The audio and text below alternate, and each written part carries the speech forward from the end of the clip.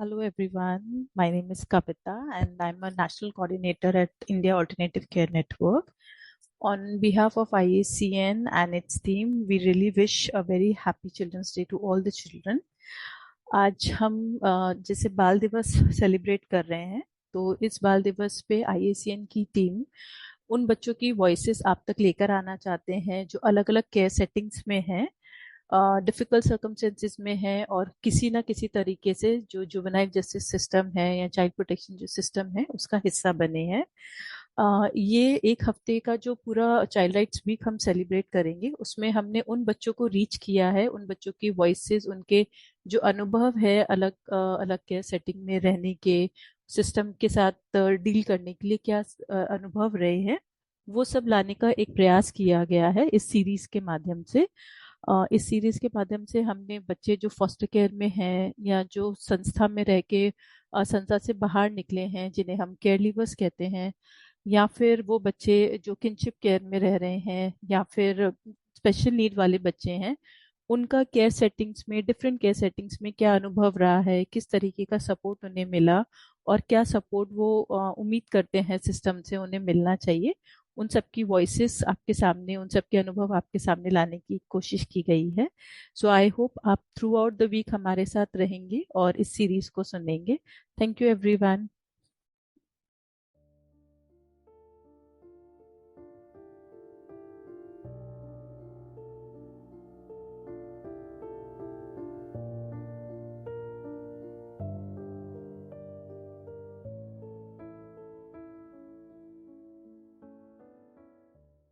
तो सबसे पहले बहुत बहुत शुक्रिया कि आपने हमें अपना टाइम दिया और इस इंटरव्यू के लिए और हमसे बातचीत करने के लिए आप अग्री करे हैं। मेरा जी पहला सवाल आपसे ये होगा कि आप अपने बारे में हमें कुछ बताएं। आप कहाँ से बिलोंग करते हैं, कहाँ रहते हैं और अभी क्या कर रहे हैं आप? जी जी बिल्कुल, थैंक यू मुझे इस इंटरव्यू के लिए एक अपॉर्चुनिटी देने के लिए, बुलाने के लिए थैंक यू सो मच। मेरा नाम हाजरा है और मैं कश्मीर से बिलोंग करती हूँ और मैंने रिसेंटली अपनी नर्सिंग कंप्लीट की है। साथ ही साथ मैं एक राइटर भी हूँ, मैंने बुक्स भी लिखी है एंड मैं ब्लॉगिंग वगैरह भी करती हूँ। और जो भी राइटिंग में आता है, आर्टिकल हो, पोइम हो, स्टोरीज हो, मैं सब कुछ लिख लेती हूँ।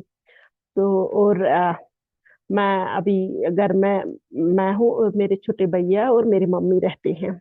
हजरत, थोड़ा अपने बारे में बताइए कि जैसे अभी आप परिवार के साथ रह रहे हैं, उससे पहले आप कहाँ रहते थे, क्या करते थे, किस तरीके का आपका अभी तक का जर्नी रहा है?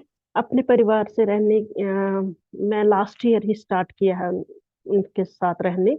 उससे पहले मैं चाइल्ड केयर इंस्टीट्यूशन में रहती थी, सीसीआई में रहती थी। जब मैं 5 ईयर की थी तो मेरे फादर की डेथ हो गई थी, तो उसकी वजह से हमें बहुत सारे फाइनेंशियल प्रॉब्लम्स हो गए थे। घर में कमाने वाला कोई नहीं था और मैं और मेरे भैया बहुत छोटे थे, मैं 5 थी, मेरे भैया 3 साल के थे। तो कमाने वाला को, और मामा इस कंडीशन में नहीं थी कि वो कमा पाती। तो फिर हमें दोनों को, भाई बहन दोनों को, हमें संथा में छोड़ा गया, सीसीआई में छोड़ा गया। तो मुझे गर्ल्स सीसीआई में, मेरे भाई को बॉयज सीसीआई में। तो जब मैं सीसीआई में गई तो उससे पहले मुझे नहीं मालूम था कि मुझे हेयरिंग प्रॉब्लम है। हेयरिंग लॉस हो चुकी है मेरी, जो कि लॉस नहीं हो चुकी, बाय बर्थ ही थी। बाय बर्थ थी, जो कि मुझे अभी तक पता नहीं था। जब मैं वहां गई तो वहां नॉर्मल केयर लीवर्स थी, मीन्स कि उनको कोई किसी भी टाइप की, किसी भी प्रकार की डिसेबिलिटी या ऐसा कुछ नहीं था। I was the only one जिसको हेयरिंग लॉस था, यानी कि जिसको कोई किसी टाइप की डिसेबिलिटी थी। तो जब मैं वहां गई, क्योंकि मैं एक विलेज से बिलोंग करती हूँ, तो हमारा एक अलग कम्युनिटी भी है। तो हमारी कम्युनिटी बहुत ही डिफरेंट लैंग्वेज यूज करती है। एंड जब मैं वहाँ सीसीआई में गई तो वहाँ दूसरी डिफरेंट लैंग्वेज यूज की जाती थी। अब चूंकि मैं सुन नहीं पाती थी तो मुझे वो लैंग्वेज कैचअप करने में बहुत टाइम लगा। बहुत ही ज्यादा मुझे समझ नहीं आता था वो क्या बोलते हैं, तो बहुत ज्यादा टाइम लगा। फिर जब एक लैंग्वेज बैरियर भी रहा हमारे बीच में, मेन यही रूट, यहीं से शुरुआत हो गई हमारी कि मैं और वो, हम मैं बहुत ज्यादा डिफरेंस आ गया। डिफरेंस इन द सेंस कि मैंने ही खुद को आइसोलेट कर लिया उनसे, क्योंकि मुझे खुद को अपने उस कंफर्ट जोन में जो मैंने बना लिया था उसी में कंफर्ट मिलता था। मैं एक जब ही मैं कदम रखती थी बाहर तो मुझे लगता था कि नहीं, मुझे इससे, इस कंफर्ट जोन से, इस लाइन से, इस बैरियर से कदम नहीं रखना है बाहर, क्योंकि अगर मैंने रखा लोग मजाक उड़ाएंगे, हंसेंगे, क्योंकि मैं सुनती नहीं हूँ।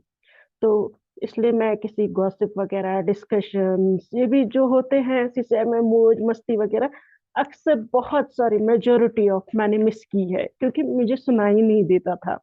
तो इस वजह से मैंने, मेरे जो फ्रेंड्स भी है बहुत कम है, बहुत ज्यादा कम है। लेकिन जो वो दो तीन मिले, उनका साथ जो मिला वो बहुत ही काफी था मेरे लिए, मुझे सपोर्ट, मेरे सपोर्ट के लिए। जब मेरे एजुकेशन की बात करें तो मेरे वो फ्रेंड्स जो थे वो मुझे हमेशा फर्स्ट सीट रखते थे ताकि मैं अच्छे से सुन पाऊँ। लेकिन उसके बावजूद भी बहुत कुछ छूट जाता था मुझसे। मैं मैक्सिमम वर्ड्स या मैक्सिमम बातें टीचर की नहीं सुन पाती थी। एंड वहाँ चूंकि वो सारा नॉर्मल था, वहाँ कोई बच्चा ऐसा नहीं था जिसको सुनाई नहीं था, I was the only one, तो कर भी क्या सकते थे। और मैंने कभी उनको बोला भी नहीं, मैंने कहा ना, मैं एम्बेरस फील करती थी, मैं थोड़ा सा शाई भी थी। आई वॉज वेरी इंट्रोवर्ट, बहुत ही ज्यादा इंट्रोवर्ट थी। मेरी कम्युनिकेशन स्किल बिल्कुल जीरो थी, मैं नहीं बोल पाती थी, मैं डरती थी। तो उनको भी लगा शायद सुनती है, तो उनको भी नहीं ऐसा कभी महसूस हुआ कि शायद ये कुछ प्रॉब्लम होगी। लेकिन मेरी फ्रेंड्स को मालूम था कि इसको प्रॉब्लम है। लेकिन पता नहीं, आई डोंट नो कि क्या बात हुई, लेकिन वो हमेशा मेरे साथ सपोर्ट में रहे। वो हमेशा, जब भी मैं सीसीआई स्कूल से जाती थी तो वो मुझे अपने नोट्स प्रोवाइड करते थे, मुझे इनफैक्ट हेल्प करते थे कि हाँ आज टीचर ने ये टॉपिक पढ़ाया है। पढ़ती मैं खुद से थी। मैं, अगर देखेंगे, जो नॉर्मल केयर लीवर्स थे वहां पे रहते थे, वो अगर स्कूल में ही खाली पढ़ लेते थे, अगर रिवीजन तो जस्ट एक रिवीजन, मुझे दो तीन बार पढ़ना पड़ता था। क्यों? क्योंकि मैक्सिमम चीजें मुझसे छूट गई होती थी। तो इस वजह से मैं वो नोट्स फिर से रिवीजन, फिर से, तब जाके मैं उस टॉपिक को अंडरस्टैंड कर पाती थी। तो यही, ये सारा सिलसिला बराबर मेरी ट्वेल्थ तक रहा, जब तक मैंने अपनी ट्वेल्थ क्वालिफाई की। 2018, सॉरी 2017 में मैंने अपनी ट्वेल्थ क्वालिफाई की है। हम्म। तो तब तक मेरे पास कोई हियरिंग एड का ये कॉन्सेप्ट नहीं था, मुझे खुद भी नहीं पता था। शायद हम्म। मेरे सीसीआई वालों को भी इस कॉन्सेप्ट के बारे में कुछ पता नहीं था, इसलिए उन्होंने मुझे कभी बोला भी नहीं कि ऐसा होता है, कोई डिवाइस है जिससे सुन सकते हैं। उनको भी अवेयरनेस नहीं थी, मुझे तो बिल्कुल भी नहीं थी। तो अब जो ही मैंने अपनी पढ़ाई, मेरी लाइफ पूरी ये जो 2018 मतलब 2004 से स्टार्ट हुई एंड 2017 पे सीसीआई खत्म हुआ मेरा। तो ये सारा प्रोसेस, इस सब मैंने ऐसे ही गुजारा है, बिना सुने, विदाउट फ्रेंड्स, आइसोलेशन में रहते हुए, अपने साथ गुमसुम। मुझे बुक्स पढ़ने का बहुत शौक तभी से हुआ क्योंकि मेरे साथ बात करने वाला कोई नहीं था ना। तो माँ, मेरी राइटिंग भी वहीं से शुरू हुई है। मैं अपने इमोशंस, अपने फीलिंग्स अपनी डायरी में लिखती थी। और जो नॉलेज मुझे बाकियों के साथ बैठकर मिलकर गॉसिप करने से मिलती थी, वो मैं बुक से हासिल करती थी, सेल्फ रीडिंग से। Very this is good. My. आपकी बातें सुनकर ना बहुत ऐसा लग रहा है कि काफी कठिनाइयां आपको महसूस हुई होंगी, काफी कठिनाइयां आपने करी होंगी।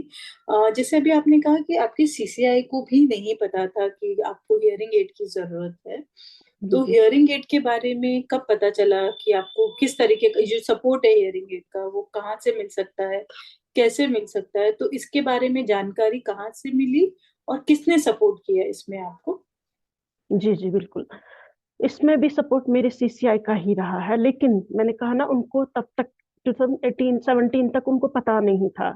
तो शायद फिर उसके बाद उनको जानकारी मिली होगी। तो आफ्टर दैट जो ही मैंने अपना ट्वेल्थ क्वालिफाई किया, तो मैंने एक गवर्नमेंट कॉलेज में अपनी फर्दर स्टडीज के लिए अप्लाई किया था एंड अल्हम्दुलिल्लाह मेरा सिलेक्शन भी हो गया था।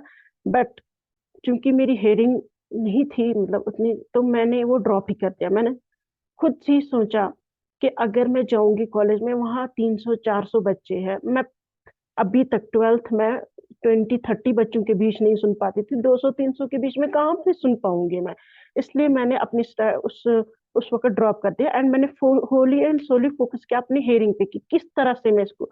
तो मैंने अपने वहाँ के जो पैट्रॉन थे उनसे बात की, कोई तो सोर्स होगा, या तो सर्जरी या कुछ तो होगा ना, मुझे नहीं पता था क्या सोर्स है।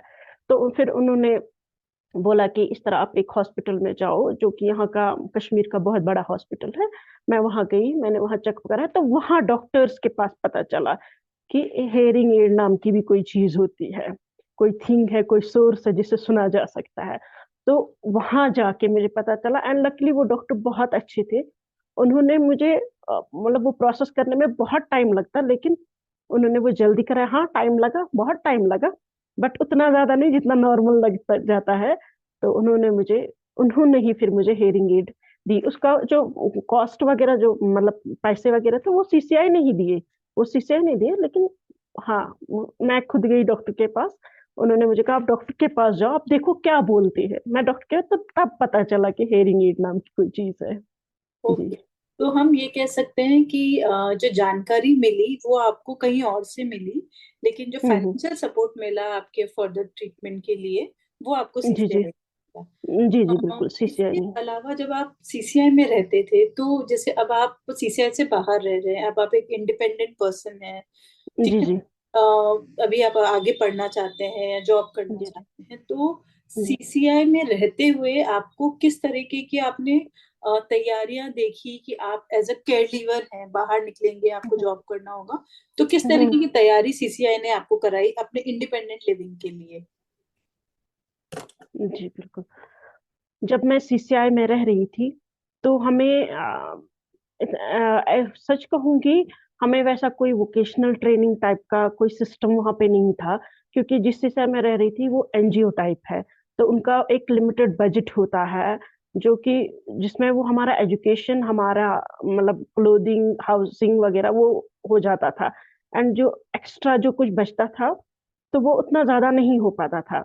अब जॉब वगैरह का ये हमने वो कभी कभी कोई होता है ना जो फ्री जैसे कैंप्स वगैरह कराते हैं, तो फ्री में कभी कोई डॉक्टर की टीम, कभी कोई ऐसी काउंसलिंग की टीम, कोई थेरेपिस्ट टीम, तो ऐसी फिर उनको बुलाते थे कि आप हमारे यहाँ सीसीए में आ जाओ, आप भी इनको थोड़ा गाइड कर दीजिए। तो ऐसे टीम आ जाया करती थी। तो ऐसे ही एक बार भी एक टीम आई थी, काउंसलिंग वगैरह की टीम आई थी हमारे। तो उन्होंने बोला था कि आप 12th के बाद निकलोगे तो आपको ऐसे ऐसे इन सब्जेक्ट्स पे काम करने की जरूरत है, आप ऐसे इस फील्ड में जा सकते हो, यहाँ अपॉर्चुनिटीज है, यहाँ वगैरह।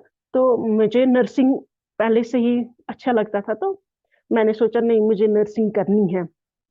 तो फिर 12th के बाद ही, इसलिए तो मैंने गवर्नमेंट कॉलेज में अप्लाई किया था कि नहीं, मुझे 12th के बाद नर्सिंग करनी है। तो 12th के बाद मैंने नर्सिंग ही की है, क्योंकि अब मैं एक क्वालिफाइड नर्स भी हूँ और मिडवाइफ भी हूँ। Yes. Okay, very good, very good. लेकिन मैं एक चीज और जानना चाहूंगी, जैसे आप सीसीआई में आपने कहा कि जब आप थे तो बहुत ज्यादा मतलब स्किल पे आपके काम नहीं हुआ वहां पे, तो हम्म। जब आप सीसीआई से बाहर निकले तो किस किस तरीके का सपोर्ट मिला और कहाँ से वो सपोर्ट मिला आपको अपना जी जैसे नर्सिंग का कोर्स कंप्लीट करने के लिए, अपने आप अपने पैरों पे खड़े होने के लिए? जी जी बिल्कुल। उस हमारा हमें जो हमारा सीसीआई है ना, वो हमें इसके आफ्टर 18+ भी हेल्प करता है। वो फाइनेंशियली वो हेल्प करता है हमें। तो उन्होंने भी मुझे नर्सिंग के लिए जो मेरा फाइनेंस, जो भी मेरा एडमिशन फीस था, स्कूलिंग फीस था, या जो भी फीस था, वो मेरे सीसीआई ने ही उठाया है। वहाँ के बच्चे जो उस सीसीआई से जो निकलते हैं, वो चाहे इधर वो घर जाके ही क्यों ना कुछ करे, तो वो स्कूलिंग वगैरह, उसको हम स्कूलिंग बोलते हैं, जो अमाउंट देते हैं ना, हम उसको स्कूलिंग ही कहते हैं। तो वो स्कूलिंग देते हैं हमें, जब तक कि ना वो अपने पैरों पे खड़ा हो जाए, जब तक कि ना उनको लगे कि हाँ अब इसको जरूरत नहीं है, तब तक वो हमें वही सपोर्ट करते हैं। तो ये जो सपोर्ट है, फाइनेंशियल सपोर्ट, वो हम्म। कितना सपोर्ट होता है? लाइक मंथली मिलता है, क्वार्टरली मिलता है, या नीड्स के हिसाब से मिलता है सपोर्ट? मंथली मिलता है हमें, मंथली। अब ये डिपेंड, वो हमें एक फिक्स्ड अमाउंट होता है जो वो हर एक बच्चे को देते हैं। तो उसी फिक्स्ड अमाउंट में हमें मैनेज करना होता है। कभी कभी ज्यादा भी होता है और कभी कभी वो कम भी पड़ जाता है, लेकिन वो फिक्स रहता है एंड उसी में हमें मैनेज करना पड़ता है। और ये मैनेजमेंट हमें बचपन से ही सिखाई गई है वहाँ, कि आपको अगर 1000 रुपीज दिया जा रहा है, देन आपको मैनेज किस एनी हाउ करना ही करना है। तो इस वजह से वो एक फिक्स्ड अमाउंट है, मंथली दिया जाता है। और ये कितने समय के लिए मिलता है ये अमाउंट? मैम जो ही हम सीसीआई से निकलते हैं, शुरू तभी से हो जाता है। जब तक कि हम अपना इधर लाइक कि मैंने नर्सिंग की तो मेरी नर्सिंग कंप्लीट होगी तब तक बराबर। जी, जब तक आप जो कोर्स आप कर रहे हैं वो कोर्स कंप्लीट हो जाएगा उसके बाद, हाँ उसके बाद आप नेक्स्ट कोर्स भी अगर करना चाहेंगे उसके लिए भी होगा। लेकिन उनको अगर लगा कि अब आप फाइनेंशियली सॉरी मतलब कि अब आप खुद कर सकते हैं, लाइक आप पार्ट टाइम जॉब करके अपना ये कर सकते, कवर अप कर सकते, या कुछ और कर सकते, या आपके फैमिली में आप कोई है अर्निंग हैंड जो आपको वो कवर अप करा सकता है, वो देन वो सर्वे के बाद स्टॉप कर देते हैं। लेकिन अगर लगता है कि नहीं इसको हमारे बगैर कोई सपोर्ट नहीं है, देन वो कंटिन्यू रखते हैं।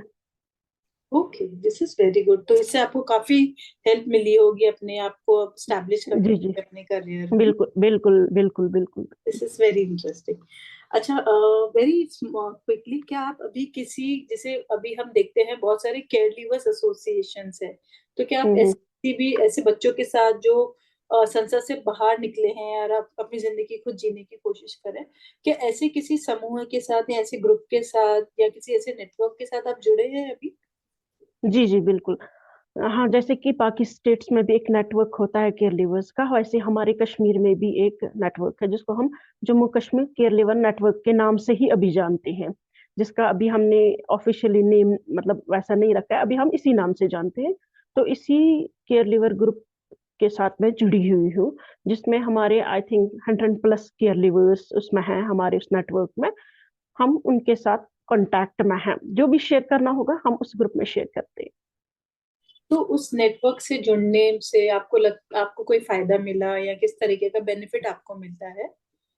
जी जी, देखो हमारे सारे केयर, खाली मुझे नहीं, उसमें जितने भी केयर लीवर्स है सबको फायदा मिलता है। तो कभी भी अगर कुछ भी जॉब के रिलेटेड कोई अपॉर्चुनिटी आती तो हम वो ग्रुप में डाल देते थे कि इस तरह जॉब है, कोई अप्लाई करना चाहता है तो कर लीजिए। तो एक के डालने से 100 का फायदा होता था। ऐसे ही कोई और, जैसे कि कहीं पे टेलरिंग का स्किल दिया जा रहा है, कोई सिखाया जा रहा है, या कंप्यूटर सिखाया जा रहा है फ्री में, या ऐसे कुछ भी, तो हम वो डाल देते हैं। तो जो जो आसपास रहने वाले के लोग वो जाते थे डेफिनेटली सीखने के लिए। जी। This is very wonderful. बहुत अच्छा लगा ये हम्म। जान के। अच्छा थैंक हर्षू, यू। जैसे अभी आपने देखा कि जब आप सीसीआई में थे तो सीसीआई को नहीं पता था कि आप स्पेशल नीड है आपकी कुछ, जैसे आप नहीं सुन पाते। तो ऐसे बहुत से बच्चे होते हैं सीसीआई में जहाँ जिनको अलग तरीके की देखभाल की जरूरत होती है, या जिनको हम स्पेशल नीड वाले बच्चे बोलते हैं। जी तो जी बिल्कुल। ऐसे में आप किस हिसाब से क्या रिकमेंडेशन आप देना चाहेंगे, क्या सुझाव आप देना चाहेंगे कि उन बच्चों के लिए सर्विसेज जो है, चाहे सीसीआई में हो या जो पूरा हमारा जो जुवेनाइल सिस्टम है, तो किस तरह हम्म की सर्विसेज या सपोर्ट उन बच्चों को मिलना चाहिए? हम्म। आपका रिकमेंडेशन क्या होगा? जी, मैं अगर बात करूंगी कि ऐसे बच्चों की जो कि स्पेशल नीड वाले जो कि सीसीआई में रह रहे होंगे, सबसे बेस्ट थिंग जो आप उनको दे सकते हो that is the mental support. सबसे बेस्ट थिंग, क्योंकि मैं जब सीसीआई में थी तो सबसे ज्यादा इफेक्ट जो हुआ ना वो मेरी मेंटल पे ही हुआ था। Being as a care leaver, special need care leaver, अगर मैं अपनी एक्सपीरियंस की बात करूं, क्योंकि उसकी वजह से मुझे 2 साल फिर डिप्रेशन एंजाइटी की मेडिसिन एंड थेरेपीज पे भी रहना पड़ा था। इस वजह से मैं कह रही हूँ कि सबसे ज्यादा मेंटल सपोर्ट आपको उनको देना है। उनको एक बार वो मेंटली एक्सेप्ट कर ले, मेंटली वो प्रिपेयर हो जाए, देन वो फिजिकली खुद ब खुद हो जाते हैं प्रिपेयर। मेंटल, जब इंसान बीमार हो जाता है ना तो सारी बॉडी के सारे ऑर्गन जैसे बैठ जाते हैं। फिजिकली पता है कि हाँ हाथ में दर्द है, पैर में दर्द है, कुछ भी करके पेन को कम किया जाता है, लेकिन मेंटल पेन को कैसे कम करेंगे हम? तो ये जो है mental support, I think mental support सबसे ज्यादा बेस्ट है। सबसे फर्स्ट प्रायोरिटी, सबसे फर्स्ट रिकमेंडेशन है जो मैं सब सीसीआई मतलब सबसे कहूंगी कि सीसीआई में ऐसे जो स्पेशल नीड वाले बच्चे रह रहे हैं, सबसे पहले उनको मेंटली स्ट्रांग बनाइए। वो मेंटली स्ट्रांग हो जाएंगे, बाकी जो सर्विसेज सपोर्ट्स वगैरह वो आते जाते रहते हैं, वो दे सकते हैं, हम प्रोवाइड कर सकते हैं। ये मेरा सबसे बड़ा ये है। अच्छा, ये तो एक सपोर्ट हो गया है ना, लेकिन हम्म इस अलावा भी कोई एक रिकमेंडेशन कि इन जो सर्विसेज आपको मिलती हैं, चाहे हम्म वो जैसे हम जानते हैं कि कुछ सीसीआई प्राइवेट एनजीओ चलाते हैं, कुछ सीसीआई गवर्नमेंट चलाते हैं, तो किस तरह हम्म से वो जो सर्विसेज वहां मिलती है उसको और बेहतर किया जा सकता है? जैसे आपने एक बताया मेंटल सपोर्ट, लेकिन उसके अलावा और क्या आपका रिकमेंडेशन होगा उन सर्विसेज को बच्चों तक के लिए बेटर करने के लिए? I think ma'am, financial support है एक चीज जो मेंटल सपोर्ट के अलावा है, जो फाइनेंशियल सपोर्ट है। क्योंकि अगर हम नॉर्मल केयर लीवर की बात करेंगे तो नॉर्मल केयर लीवर के भी फाइनेंशियल प्रॉब्लम्स बहुत ज्यादा होते हैं आफ्टर सीसीआई से निकलने के बाद। ज्यादातर तो तभी होते हैं जब हम सीसीआई से निकलते हैं। सीसीआई में तो हो रहा होता है, कुछ ना कुछ तो मिल जाता है, लेकिन उसके बाद क्या, कुछ भी नहीं। तो जो स्पेशल नीड वाला बच्चा होगा जो कि केयर लीवर में मतलब इसमें केयर में रहा होगा, उसको तो मुझे लगता है बहुत ही ज्यादा जरूरत है। क्योंकि अगर हम स्पेशल नीड की बात करें, एक तो वो अपने उस नीड को लेकर परेशान होता है, ऊपर से फाइनेंशियल प्रॉब्लम, तो डबल प्रॉब्लम। एक ही प्रॉब्लम नहीं, नॉर्मल केयर लीवर खाली एक ही प्रॉब्लम क्रिएट सॉरी फेस करता है, ये वाला डबल प्रॉब्लम्स फेस करता है सोसाइटी में। तो इसको फाइनेंशियल सपोर्ट की सबसे ज्यादा जरूरत होती है। दूसरा है कि मैं रिकमेंड करूंगी, मुझे लगता है कि मैं अपने कश्मीर में भी देख चुकी हूँ, मुझे बाकी स्टेट्स का उतना ज्यादा इल्म नहीं है, लेकिन आई थिंक कि एक स्पेशल एजुकेटर की बात कर रही हूँ मैं। स्पेशल एजुकेटर होना चाहिए एक, हर सीसीआई में, हर सीसीआई। जैसे कि मेरे में नहीं था, मैं नहीं कहती हूँ कि इट्स ओके, वो तो मैंने कोप अप कर लिया, लेकिन हर कोई नहीं कर पाता है कोप अप। हर कोई बच्चा एक, सारे बच्चे एक जैसे नहीं होते हैं।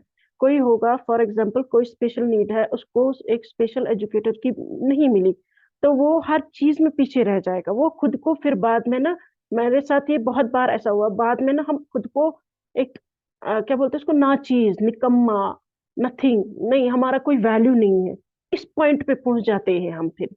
तो अगर वैसा कोई होगा जो हमें स्पेशल मतलब एजुकेटर जिसको हम बोलते हैं, वो ऐसा होना चाहिए हर सीसीआई में, जो उसको वक्त टाइम टू टाइम उसको समझाए, बताए, गाइड करे, दिखाए उसको, क्योंकि उसको नीड है, उसकी जरूरत है उसको। तो आई थिंक दीज टू और एक आखिरी सवाल आपसे। अब हम्म जैसे हम चाइल्ड राइट्स वीक सेलिब्रेट कर रहे हैं, हम्म तो आप हम्म कहते हैं कि बच्चों के बहुत सारे मुद्दे होते हैं और बच्चों के पास बहुत सारे अधिकार भी होते हैं। तो जी आपको जी। क्या लगता है कि सरकार को क्या करना चाहिए, क्या कदम उठाने चाहिए कि बच्चों के जो अधिकार है वो हम्म। हर बच्चे को हर अधिकार मिल सके? तो उसके लिए क्या रिकमेंडेशन होगा आपका गवर्नमेंट के से? मुझे लगता है गवर्नमेंट को कुछ ऐसी पॉलिसीज या कुछ ऐसे स्कीम्स है, बिल्कुल है, लेकिन एक बात है ना, हम अवेयर नहीं है, ठीक है ना, हम अवेयर नहीं है। तो ऐसा एक अवेयरनेस का काम करने की भी जरूरत है। बट मैं स्पेशल नीड की बात अगर करूंगी तो गवर्नमेंट को कुछ ऐसे जो सीसीआई में रह रहे हैं स्पेशल नीड वाले बच्चे, उनके लिए कुछ पॉलिसीज, कुछ स्कीम्स निकालनी चाहिए अलग से। केयर लीवर्स की बहुत हो सकता है उनके बहुत सारी स्कीम्स पॉलिसीज बनाई होंगी गवर्नमेंट ने, लेकिन स्पेशल नीड का कोई ये नहीं। मैं अपने जम्मू कश्मीर की बात करूंगी, मैं ये पॉइंट बोलना भी चाहूंगी कि हमारे कश्मीर में स्पेशल नीड का कोई सीसीआई नहीं है, कोई भी सीसीआई नहीं है। जम्मू में है, जम्मू में है, मैं कश्मीर की बात कर रही हूँ। कश्मीर में फुल्ली होली एंड सोली कोई सीसीआई नहीं है हमारे कश्मीर में। तो मुझे अक्सर ये दिमाग में आता है कि मुझ जैसा जो होगा, मुझे तो मिल गया सीसीआई, लेकिन कोई मुझसे भी ज्यादा होगा, लाइक कोई ब्लाइंड होगा, ऊपर से ऑर्फन भी होगा, ऊपर से मतलब उसको बहुत सारे, वो कहाँ गया होगा, वो कहाँ जाएगा, यहाँ सीसीआई है नहीं, वो कर क्या रहा होगा, किधर गया होगा, मुझे अक्सर ये सवाल आते रहते हैं। तो कुछ ऐसे स्कीम, कुछ ऐसे पॉलिसी, कुछ ऐसे स्टेप्स उठाने चाहिए उनको, ताकि हर एक स्पेशल नीड वाले बच्चे को, अगर उसको फैमिली नहीं है, उसको एटलीस्ट फॉस्टर केयर, किंगशिप, कोई सीसीआई कुछ तो हो जहां वो रह, कोई छत होनी चाहिए उस बच्चे को। फिर किस टाइप की छत है वो मैटर नहीं, छत होनी चाहिए। बारिश से बचना है, छत के नीचे जल रहना पड़ेगा, तो छत होनी चाहिए। मुझे नहीं मालूम, हमारे में रिसर्च नहीं की है, लेकिन जितना मुझे लगता है कि शायद वो अबेंडेंट है, आई डोंट नो वो कहाँ है। मैं अक्सर ये सोचती रहती हूँ ऐसे बच्चे कहाँ होंगे, किस जगह होंगे। तो कभी मुझे ऐसा लगता है शायद ब्लीड किए जा रहे होंगे, शायद पता नहीं, मैं सोचकर ही कांप जाती हूँ। तो मैं सोचती हूँ कि सरकार को भी सोचना चाहिए कि ऐसे बच्चे भी हैं हमारी सोसाइटी में, जो हमारी ही सोसाइटी के हिस्सा है, हमसे कम नहीं है, बहुत आगे जाएंगे वो, बस उनको सपोर्ट की जरूरत होती है। एंड वो सपोर्ट अगर आप in the form of CCI, in the form of foster care, in the form of kinship, कुछ भी ऐसा कुछ होना चाहिए, जो कि मैं अपने कश्मीर के बेस पे बोल रही हूँ। बाकी पॉलिसीज वगैरह, स्कीम्स वगैरह तो मुझे मालूम है, बहुत सारी गवर्नमेंट ने बनाई है केयर लीवर्स के लिए। तो ये था मेरा point. Thank you so much, thank you. बहुत अच्छा लगा आपसे बात करके, आपके लाइफ के बारे में जान के, और कैसे आपने जो चैलेंजेस थे उनको ओवरकम किया है और आज यहाँ पे इंडिपेंडेंटली आप काम कर रहे हैं। So I really wish you good luck. Thank you ma'am.